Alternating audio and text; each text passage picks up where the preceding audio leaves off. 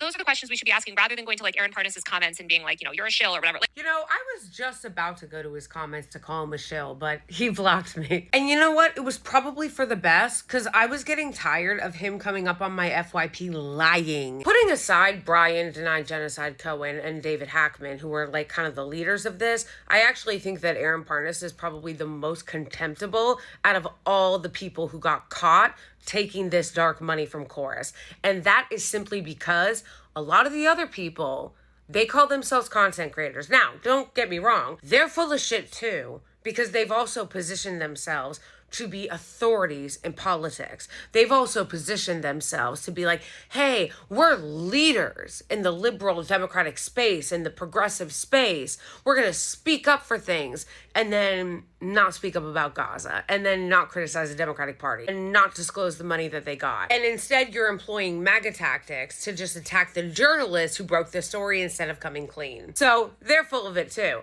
But I think that Aaron Parnas particularly irks me because he claims to be a straight news analyst. He claims to be an authority on the news. To call yourself a journalist and then to get online and not only ignore major stories. Like, I'm so sorry, you don't get to call yourself a journalist or somebody in the news business while ignoring the genocide in Gaza. That's not a thing. You're a lot of things, but journalist isn't one of them. The fact that he would get on Al Gore's internet and talk about how he was offended that Trump didn't arrest Netanyahu when Netanyahu came to the United States, but didn't say anything about the wanted fugitive Benjamin Netanyahu. The fact that you're calling yourself a journalist and you're interviewing politicians and not asking them about all that AIPAC money, or as David Hackman would say, IPAC? Why are you acting like you don't know how shady this is? Yeah, it's not like your dad was involved in the Ukraine impeachment scandal. And you guys coddling them isn't helping. I like how some people are like, oh, well, this hurts the Democrats' credibility. What credibility? You don't think this shit hurts their credibility? You guys do realize, right, that the Democratic Party and the liberal brand is incredibly unpopular across the country. There's a reason why they refer to them as leftists and progressives, and it's because they know that the liberal and democratic branding is toxic as fuck. You think getting caught in a scandal like this and then lashing out at your own followers and the journalist that wrote the article is helping? If someone is calling themselves an independent journalist, but they're not telling you that they're getting tens of thousands of dollars